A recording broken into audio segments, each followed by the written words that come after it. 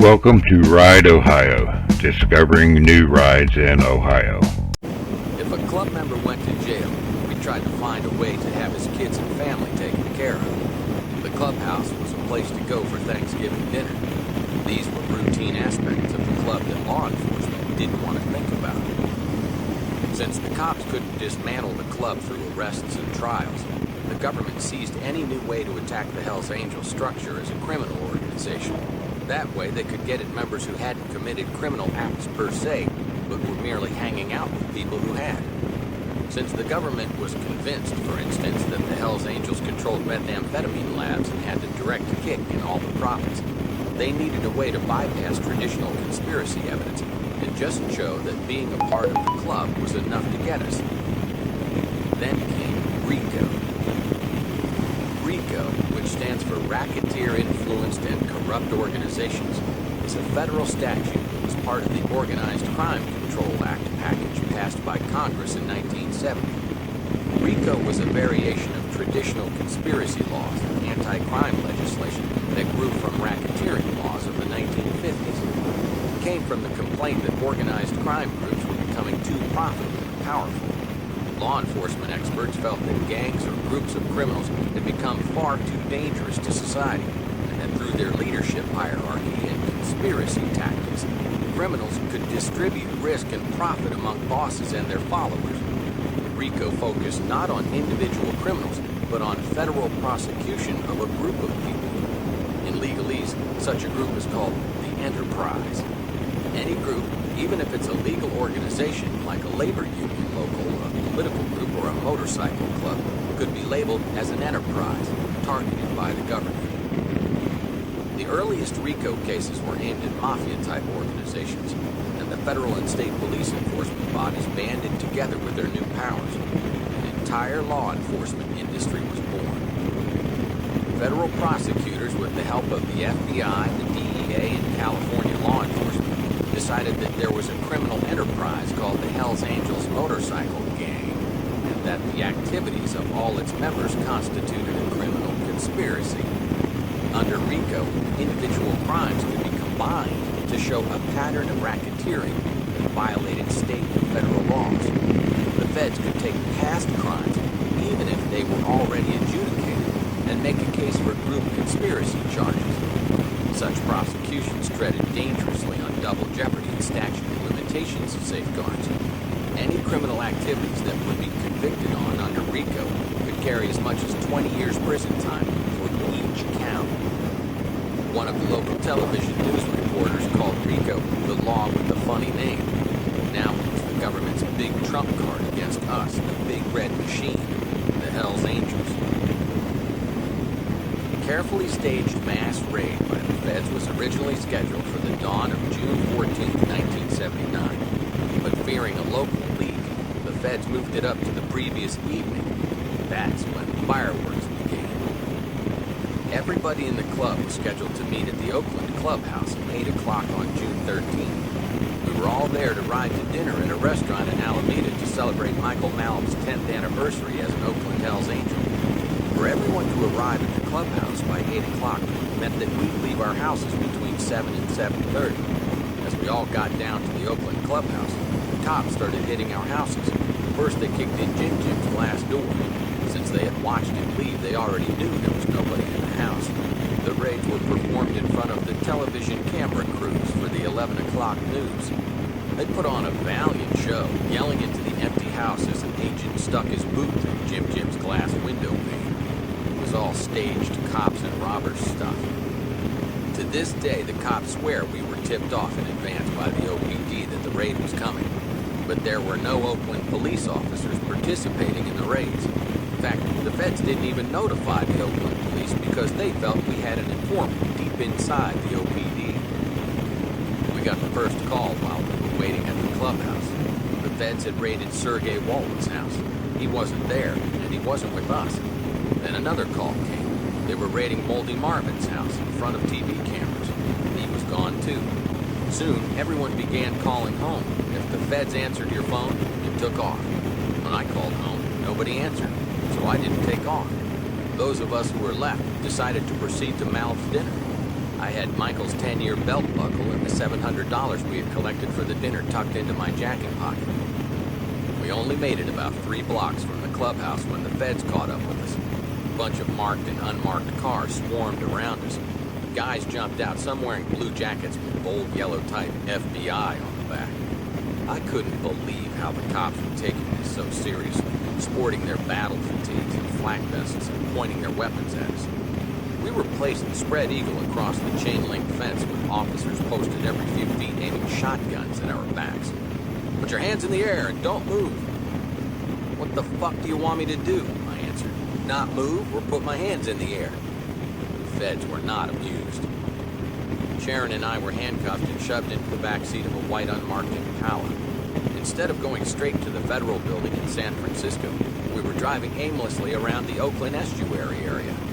I actually began to think that these motherfuckers might finally have enough balls to kill us. My hands were handcuffed behind my back, and I was trying to figure out how I could move over toward the driver and bite his jugular vein. As I was thinking about whispering my plan to Sharon, the driver turned around and asked, "Hey, Sonny, how do you get to Government Island?" The fucking feds were lost. They eventually brought us to an Alameda Island facility where they set up a makeshift cop shop to book us. Sharon and I were pulled out of the car and led into an open area that resembled military barracks. The others who had been arrested arrived in groups. They put us all in chairs against the wall around the perimeter of the room. A bunch of police officers who wore flowered Hawaiian shirts took pictures of the various people in the room. Some I hadn't seen in years, some who used to hang around the club and got pulled in with the rest of us. Everyone was asking me what was up and what we were charged with, but aside from the various charges they had told me when they booked me, I couldn't figure out why the hell we all were there.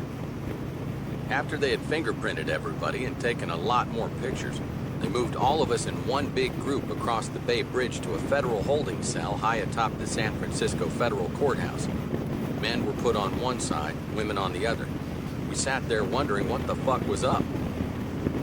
The next day, the evening news, which we watched on the television in the day room, opened with our story showing the feds and their assault the night before.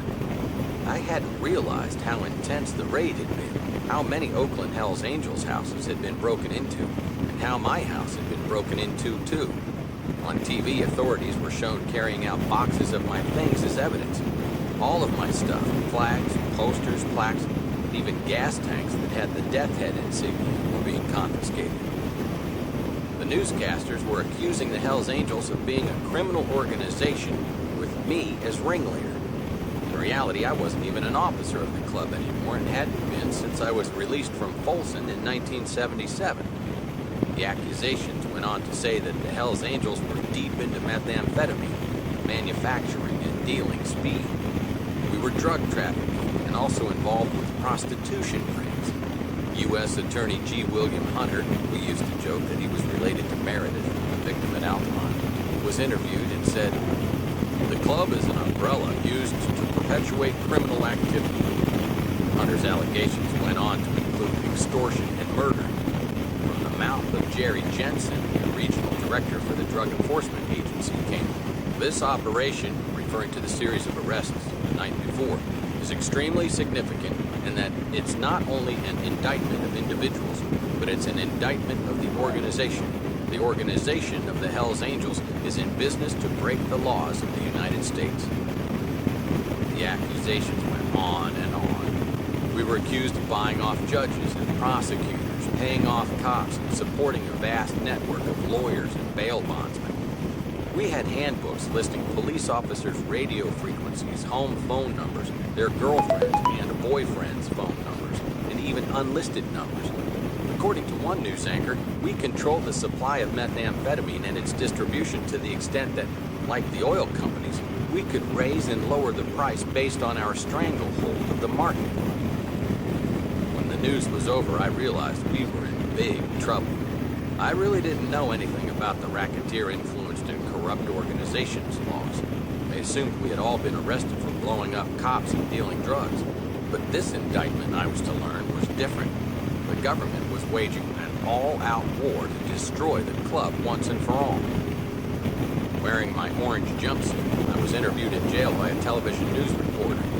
The Hells Angels is an organization, a group of people who get together to ride motorcycles and have fun, go to parties and do whatever, I explained.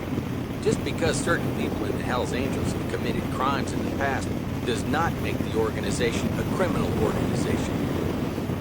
The dangerous aspect of RICO is how the prosecution can go about proving a conspiracy of enterprise, how the members are all partners in crime.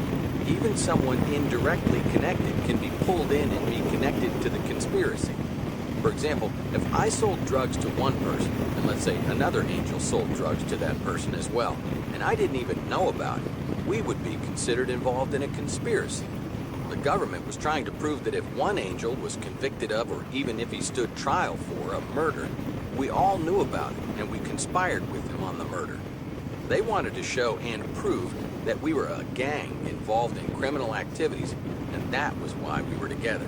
It was a lot of bullshit, but it was going to be tricky. A lot of members had committed a lot of random acts of violence over the years. Now was when we were going to really act like a club and stick together. Our First Amendment right to associate was at stake. When the Hells Angels went to trial in October of 1979, nobody had ever beaten RICO. Nobody. If you were arrested, it was time to panic because you were as good as guilty. You couldn't beat it. The power of a RICO charge generally meant plead guilty and make a deal fast. The Hells Angels were the first to lock arms, stand tall, and go to trial. Our first RICO arrests were based on a number of events. In our case, the attempted murder bombings of Zerby and Kroc, plus every killing which happened around the club, every drug sale, and even the charges I went to Folsom and did time for. When the government charges you with RICO, they can virtually retry you on anything you've ever been arrested for, whether or not you were found guilty. Our RICO case was called United States of America v. Ralph Marger Jr. et al., followed by the names of several co-defendants.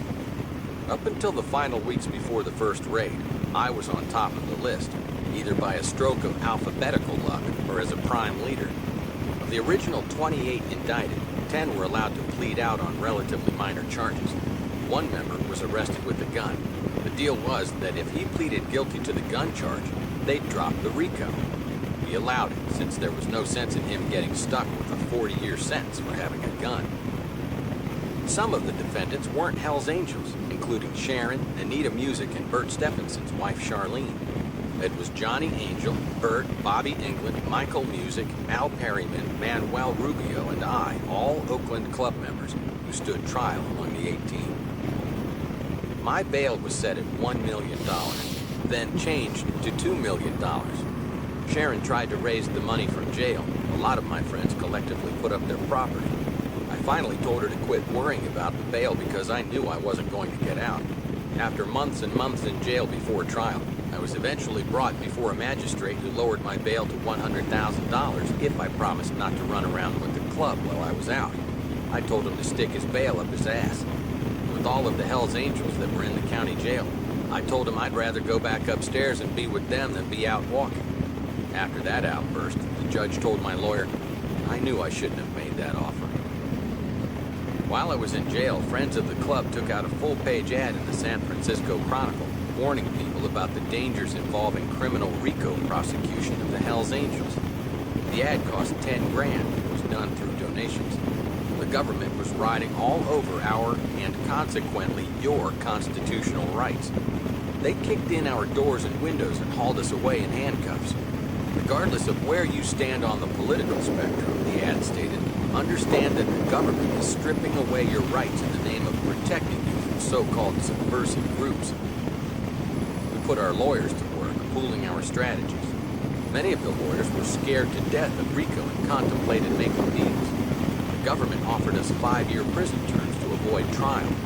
When we held mass legal meetings, we all agreed, nobody pleads guilty and everybody goes to trial. We explained to all the lawyers involved in representing us in the case that nobody was to urge his individual client to cooperate and make a deal with the feds who speak against any other Hells Angel indicted in the case. No lawyer was going to claim his client wasn't part of the group or try to finger somebody else. As Hells Angels, we were determined to fight this case and see it through. Either we would win it all or and go to prison together. We worked hard preparing our case, keeping up with the status of the motions. I read every shred of paper that came out of the courtroom. I went to court every day. There was a session. Occasionally I had problems, even with the other Hells Angels on trial. When the judge and federal marshals didn't want to move all the in-custodies on the days when the jury wasn't there, I still demanded to be present. Sometimes I made the other defendants angry with me by insisting everybody show up for court.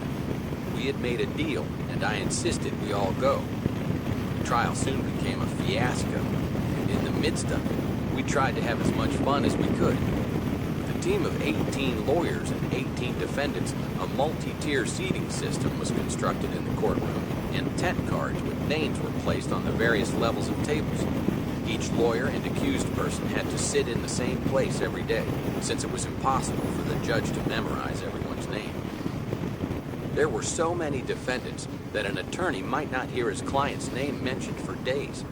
They would sit there for weeks watching the proceedings as if they were at a legal seminar instead of a trial. Then finally it would be their turn to dance in front of the jury and cross-examine an informant or a law enforcement agent. A big courtroom was selected, one that was normally used for large assemblies and naturalization ceremonies. If a lawyer had to cross-examine, he or she would have to walk down into the well. It was like being in the Senate. Among the lawyers who spearheaded our defense were Kent Russell, Frank Mangan, Richard Mazer, Alan Kaplan, and Judd Iverson. A team of 4 assistant U.S. attorneys headed by Robert Dondero were our legal adversaries. Expanding metal barriers were put up outside. Seats were taken out of the courtroom, and the marshals installed bulletproof partitions, although there was no shield between the defendants and the judge. The windows were covered so nobody could see in from the outside. The government security overkill continued. Every morning they marched us through metal detectors right outside the court, and marshals would take each of us aside and search us with metal-sensitive wands. Metal detectors in courtrooms were a rare sight in 1979. Jury summonses were sent out from San Francisco to the Oregon border to potential jurors. Most were let off, excused because of the potential length of the trial. They were also intimidated by our dangerous look. Normally we'd wear civilian clothes to court, but when we really wanted to bring attention to ourselves and piss the judge off, we'd show up in our bright orange prison jumpsuits. During the day, we were held in jail cells on the 16th floor, 3 or 4 floors above the courtroom. They'd move 8 or 10 of us at a time before trial. We'd bounce the elevators up and down until one of the marshals puked. Our elevator car broke, falling about a story before the brakes grabbed. We were trapped inside for a few hours when one marshal up from Fresno pleaded, "Could you please not do this? Where I come from, the tallest building is a photo mat." Some of the bike chicks would do crazy things to make the guys in jail feel better. When we did time in the Alameda County Jail in downtown Oakland, you could see a certain distance from each tank through a small window. From my cell, I could barely see the front walkway to Laney College. Sharon would take my dog to a certain spot down there and wave.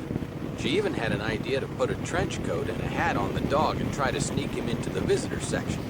Gary Popkin's girlfriend once rented a rowboat, and the girls rowed out to the middle of Lake Merritt, then bared their chests to all their old men who sat staring out the window at them.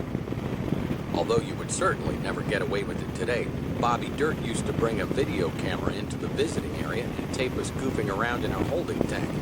It wasn't as if he sneaked the camera in. It was a way for everybody to lighten up during some serious and heavy times. The news media headlined our trial the most complex and costly trial in San Francisco history. It was projected to last a long time anyway, but our antics really screwed up the court schedule. Weeks turned into months. When you're in jail for a long time, you're supposed to get 3 hot meals a day. At the beginning of our trial, they would wake us up in the morning and give us a bowl of cold cereal. We would spend all day in court with sandwiches for lunch. Then, when court was over, we were brought back to our cells, where our meals and more sandwiches were served on a fucking tin plate, stone cold. After weeks of this, I'd finally had enough. I want a fucking hot meal at dinner time, and if you're going to only give me a lousy fucking sandwich, then I want a bowl of hot soup to go with it. When they refused, I took to throwing my dinner around my cell, splattering the walls. They shot videos of the walls, showed it to the judge, who warned us that we were lucky we were being fed at all. My argument was if we were going to trial for 3 days and all they wanted to give us was sandwiches, that would have been okay. But after 3 months, we needed hot food. Eventually, we got soup with our dinner. A small victory, but in jail, things like that are important, especially when you're fighting to stay out of prison for the rest of your life.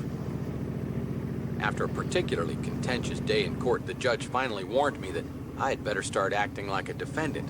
I told him I would act like a defendant when he started acting like a judge and the district attorney started acting like a real district attorney. Until then, fuck you. My lawyer cringed. Someone in the audience clapped, which really made the judge angry. The judge pounded his gavel. Who did that? I demand to know who clapped. A black rider from the Dragons with only one arm raised his hand. Some of the government RICO testimony bordered on the bizarre. One of the prosecutors read a letter that Big Al once wrote to a girl in another prison while he was doing time in Folsom. Big Al is a funny motherfucker. This girl was his blood brother's girlfriend, but that didn't stop Albert from trying to pick up on her. He started bullshitting in his letters about having stashed $1 million. Baby, he wrote, we could have a good time. He went on to explain all the cool things they were going to buy and places they'd go and the clothes she'd wear. He went on and on. At the end of the letter, it read something like, and to any of you stupid motherfuckers reading this, I'm just funning. Signed, Big Al. That didn't stop one dumb prosecutor from seriously reading this letter into evidence in front of the jury, who looked at him thinking, yeah, he's the stupid motherfucker reading it. Not only that, but when he got to the end of the letter, the prosecutor read, signed, Mr. Biggle. Sometimes at night in the jail, I'd hear Albert yelling, Chief, they're killing me! Help! Help! The cops would run down to my cell. Barger, you have to go down there and stop it. It turned out that a bunch of angels in the tank were tickling Albert, who was rolling around on the floor screaming. The cops didn't know what was going on. I told the deputies to quit bothering me. It was their fucking job. One morning at about 5 o'clock, the jail got deathly quiet. And I mean really fucking quiet. Usually you're used to hearing all kinds of talking and yelling, the natural jail ambiance. But this time, the noise was non-existent. Then this guy, another inmate, not a Hell's Angel, shows up at my cell door. We've just taken the jail. You want out? No way, I told him. And don't unlock H-Tank either. I don't care what those guys in there tell you. That's how convinced I was that we were winning this fucking RICO case. Jail riot or no jail riot, to me it didn't matter whether the inmates had taken over or if there was a mass escape. We weren't going to blow our case while we were ahead. Next, the escapees dragged a guard down by my cell, kicking and taunting him. All right, you tough motherfucker. You like to beat people up and kick their asses? Take this. The deputy got a swift kick in the ribs. He was pleading, please don't kill me. I've got a wife and kid. The loose inmates had apparently got some guns inside first. Then they held a guard hostage until they got a set of keys. And then they let a bunch of inmates out. I didn't move, even when the shit was coming down. I lay on my back, head up, listening and relaxing on my cell cot. Then a bunch of guards came running down the corridors and into the hallways, shotguns and pumping. Everyone was on the verge of going crazy. When they passed my cell, they saw me lounging in my bunk, and I calmly said, good morning. So, what's going on? One guard looks at me and smiles. Barger, you're even smarter than I thought you were. Back at the trial, it was guns and dope, guns and dope, guns and dope. The government was always wheeling in giant barrels and bins of confiscated guns and illegal drugs.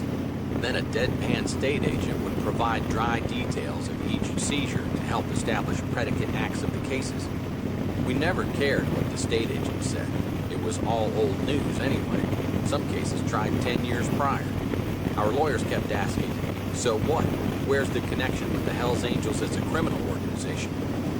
There was no proof it was part of club policy, and as much as they tried, the government could not come up with any incriminating minutes from any of our meetings mentioning drugs and guns.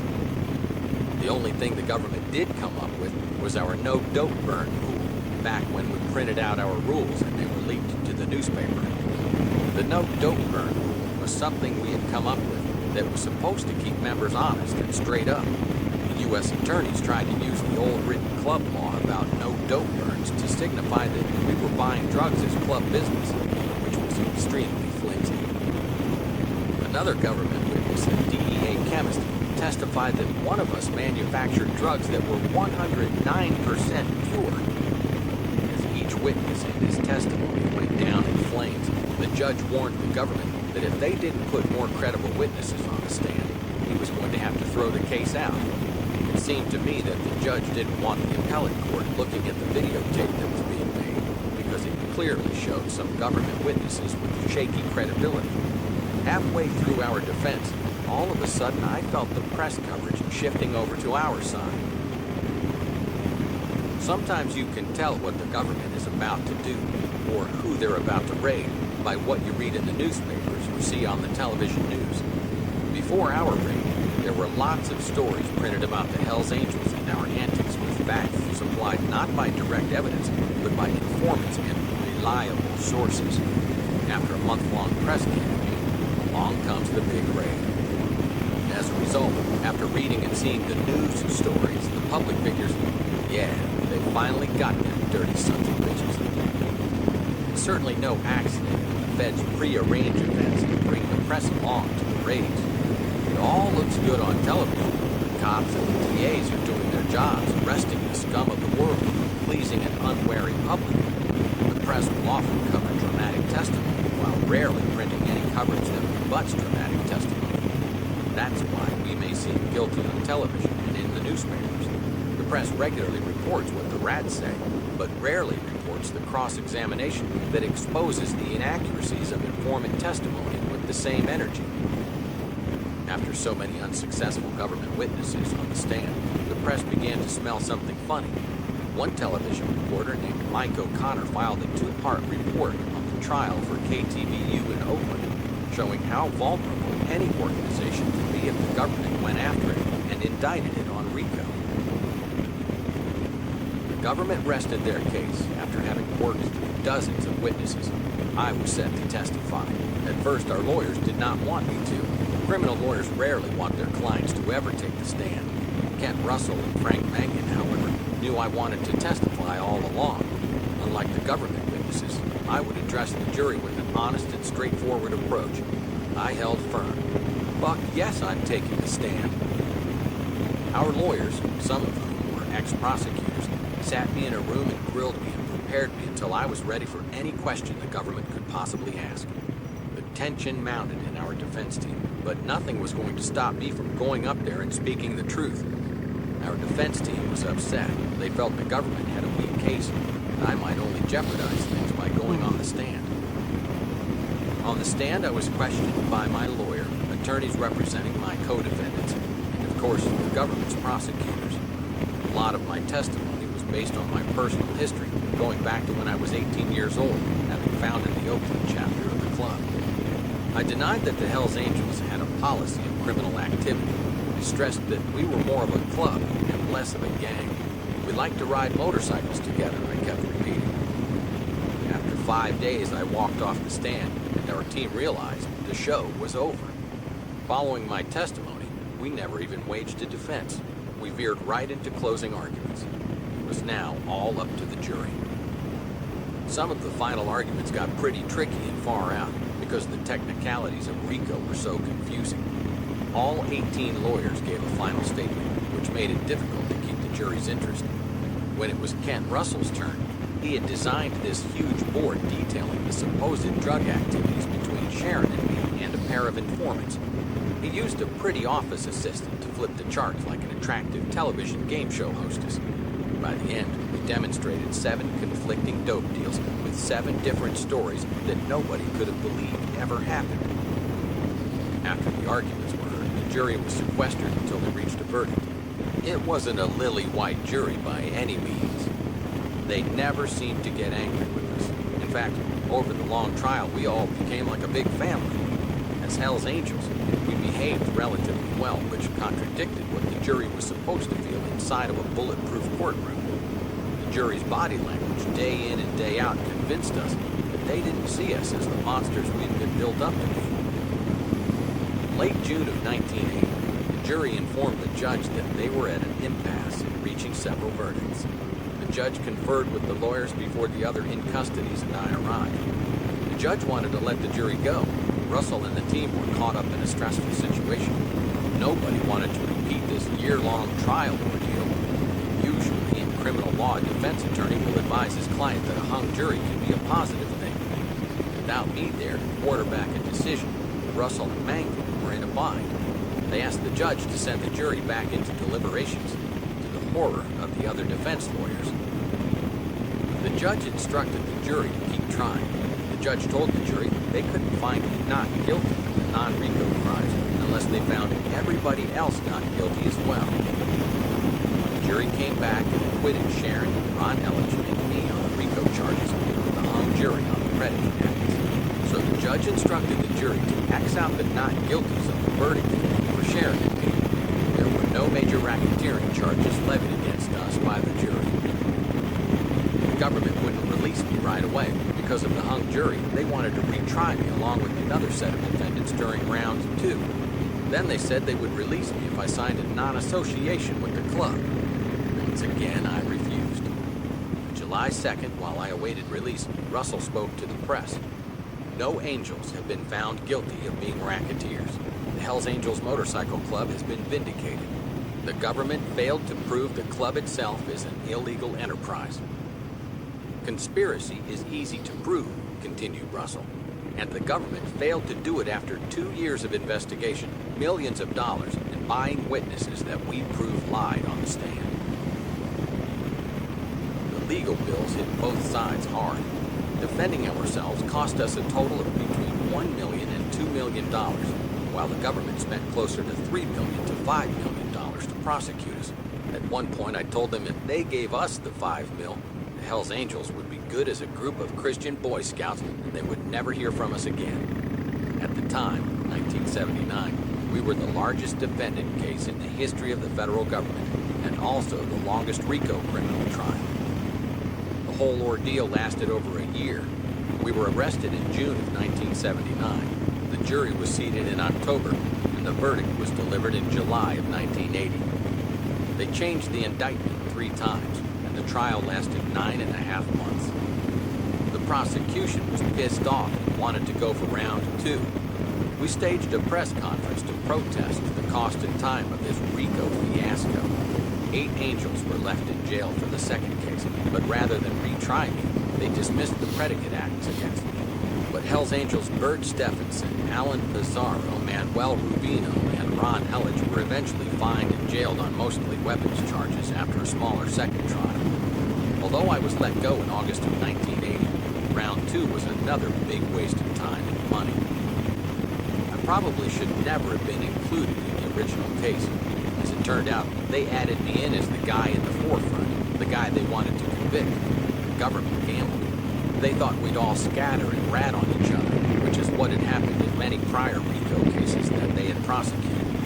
Bringing Sharon and myself into the case, especially when we were both found not guilty, helped the rest of the co-defendants. After acquittal, I went down to the DMV and picked up a temporary driver's license. I didn't want to take any more chances and get pulled over for anything. Here I'd been showcased as the coolest motorcyclist in the country. I didn't even have a driver's license. The news media filmed me riding away on my bike, a free man with a license. On my first night out of jail, Willie Nelson was playing a big show at the Oakland Coliseum. Deacon and Foo were promoting the show through their own Magoo Productions. The entire club was there.